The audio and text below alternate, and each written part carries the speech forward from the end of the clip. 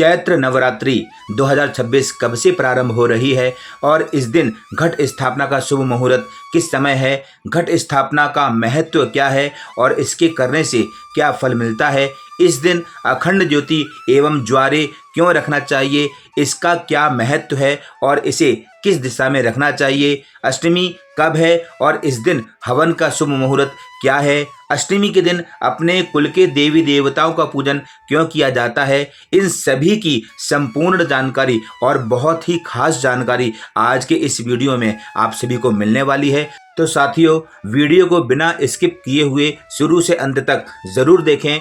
Video अच्छा लगे तो लाइक करें, शेयर ज़रूर करें ताकि आपके माध्यम से ये जानकारी अन्य लोगों तक पहुंच सके। वीडियो शुरू करने से पहले आप सभी का स्वागत है हमारे YouTube channel the Sanatan voice में। जो लोग इस चैनल को पहली बार देख रहे हैं, इस वीडियो को पहली बार देख रहे हैं, वह सब्सक्राइब कर लें। तो चलिए साथियों, शुरुआत करते हैं आज के वीडियो की। हर वर्ष चैत्र मास के शुक्ल पक्ष की प्रतिपदा तिथि से चैत्र नवरात्रि का शुभारंभ होता है। इस दिन गुड़ी पड़वा भी होता है और हमारे हिंदी नववर्ष की शुरुआत भी इसी दिन से होती है और नया संवत्सर प्रारंभ होता है। इस बार प्रतिपदा तिथि 19 मार्च दिन गुरुवार को सुबह 6:54 से प्रारंभ हो रही है।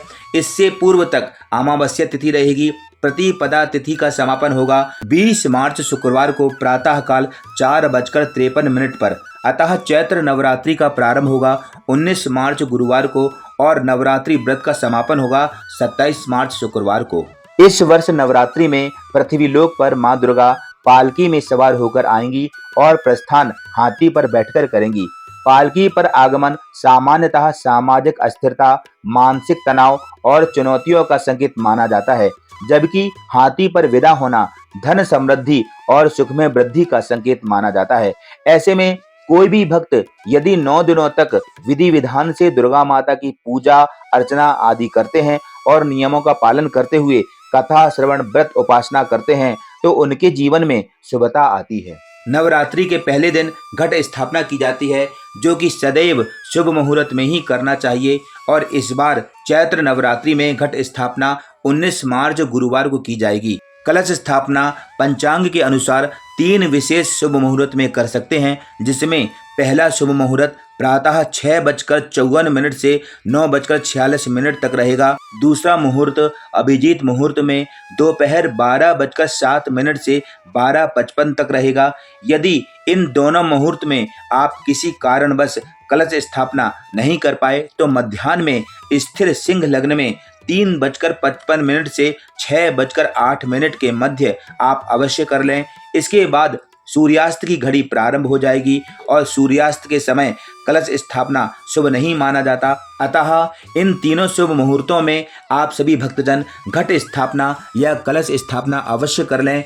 कलश स्थापना यदि आप सुबह के समय कर रहे हैं तो ध्यान रखिएगा, सुबह 6:53 तक अमावस्या तिथि रहेगी, तो इसलिए अमावस्या तिथि में कलश स्थापना करने से बचें। इसके बाद ही आप कलश स्थापना करें और जो भी शुभ मुहूर्त बताए गए हैं उसी मुहूर्त में कलश स्थापना कर सकते हैं।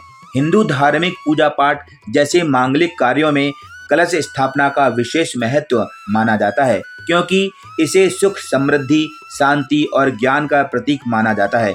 कलश को गौरी गणेश के साथ ही पूजा जाता है, जिससे उस मांगलिक और धार्मिक कार्य में कोई विघ्न ना आए। कलश में समस्त देवी देवताओं का वास होता है। यह समुद्र मंथन के समय अमृत कलश का प्रतीक है, जो जीवन दायिनी ऊर्जा का प्रतिनिधित्व करता है। कलश में निर्मल जल मन की शांति और पवित्रता को दर्शाता है। कलश स्थापना के समय कलश में जल के साथ अक्षत, सिक्का, सुपारी, हल्दी की गांठ डालकर फिर नारियल को रखें। कलश के नीचे चावल या गेहूं की ढेरी बनाकर उसके ऊपर कलश स्थापना करें। साथियों, नवरात्रि में कलश स्थापना के साथ साथ अखंड ज्योति जलाना और ज्वारे रखना धार्मिक एवं आध्यात्मिक महत्व माना जाता है।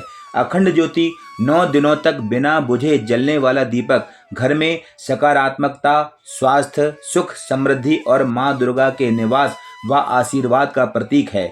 अखंड ज्योति घर की नकारात्मकता को दूर करती है और यह भक्तों के संकल्प को और आस्था को अटूट बनाती है। वहीं जवारे सृष्टि की शुरुआत और धन धान्य की वृद्धि और समृद्धि को दर्शाता है। ज्वारे सृजन संरचना और हमारे जीवन का आधार अन्न देवी का रूप है। नवरात्रि में बोई गई ज्वारे अच्छे से बढ़ने को, समृद्धि और आने वाले पूरे साल भर घर में खुशहाली का संकेत माना जाता है। साथियों, अखंड ज्योति और ज्वारे किस दिशा में होना चाहिए, किस दिशा में रखना चाहिए, यह भी जानना बहुत ज़रूरी है, क्योंकि यह हमारे घर की सकारात्मकता एवं उन्नति और खुशहाली से जुड़ा होता है। अखंड ज्योति को हमेशा आग्नेय कोण अर्थात दक्षिण पूर्व दिशा में रखना सबसे शुभ माना जाता है। यह अग्निदेव की दिशा है जो घर में ऊर्जा और आरोग्यता लाती है। अखंड ज्योति की लौ का मुख पूर्व या दक्षिण दिशा की ओर होना चाहिए। गलत दिशा में रखा दीपक नकारात्मक प्रभाव डालता है, इसलिए सभी भक्तजन इसका विशेष ध्यान रखें। जवारे हमेशा वायव्य कोण अर्थात उत्तर पश्चिम दिशा में रखना चाहिए, क्योंकि यह स्थान उत्तम माना जाता है। इस दिशा में ज्वारे रखने से घर में बरकत आती है, किंतु नवरात्रि में उगाए गए ज्वारे को घर के मंदिर या पूर्व दिशा में रखना सकारात्मकता लाता है। इससे परिवार के सभी लोगों के जीवन में सुख समृद्धि में कभी बाधा नहीं आती। साथियों, इस बार अष्टमी और नवमी को लेकर भी लोगों के मन में भ्रांति पैदा कर रहा है, क्योंकि दोनों ही तिथियां 2 दिन पड़ रही हैं। ऐसे में पंचांग के अनुसार जो जानकारी मिल रही है, उसके अनुसार 25 मार्च को लगभग 1:51 पर अष्टमी प्रारंभ हो रही है और अगले दिन 26 मार्च को 11:49 तक रहेगी। 11:49 के बाद नौमी लग जाएगी, जो 27 मार्च सुबह 10:06 तक रहेगी। तो अष्टमी का हवन 25 मार्च को 1:51 से लेकर 26 मार्च 11:49 के मध्य आप कर सकते हैं। अष्टमी के दिन हवन में कुल देवी के नाम से 11, 21, 51 या 108 आहुति छोड़ने का विधान है, क्योंकि संसार में जितने भी कुल देवी देवता हैं, उनकी अधिष्ठात्री देवी दुर्गा माता हैं। तो दुर्गाष्टमी के दिन कुल देवी के नाम से हवन करने से कुल की रक्षा, वंश वृद्धि और पूर्वजों का आशीर्वाद प्राप्त होता है। कुल देवी या देवता परिवार का संरक्षक माना जाता है, जिन्हें हमारे पूर्वज पूजते थे। हवन के माध्यम से उन्हें प्रसन्न किया जाता है, उनसे आशीर्वाद प्राप्त किया जाता है। मान्यता है कि अष्टमी के दिन कुल देवी का हवन करने से घर परिवार में किसी भी प्रकार का संकट उत्पन्न नहीं होता। अष्टमी के दिन हवन पूजन के पश्चात कन्या पूजन और कन्या भोज करने की परंपरा अत्यंत फलदायी मानी जाती है। कुछ लोग क्षेत्र और परंपरा के अनुसार अष्टमी और नवमी एक साथ मनाते हैं। नवरात्रि के पहले दिन कलश स्थापना करके व्रत का शुभारंभ किया जाता है। मान्यताओं के अनुसार कुछ जगह अष्टमी के दिन कन्या पूजन करके, तो कुछ जगह नवमी के दिन कन्या पूजन करके और अगले दिन कलश और ज्वारे विसर्जन करके भक्तजन अन्न ग्रहण करते हैं, व्रत का पारायण करते हैं। साथियों, उम्मीद करता हूं कि आज के वीडियो में दी गई जानकारी आप सभी को बहुत पसंद आई होगी। जानकारी कैसी लगी कमेंट बॉक्स में जरूर बताएं। चैनल को सब्सक्राइब जरूर कर लें, ताकि अगले वीडियो का नोटिफिकेशन आपको सबसे पहले मिल सके। तो मिलते हैं अगले वीडियो में किसी खास जानकारी के साथ। तब तक के लिए जय माता की।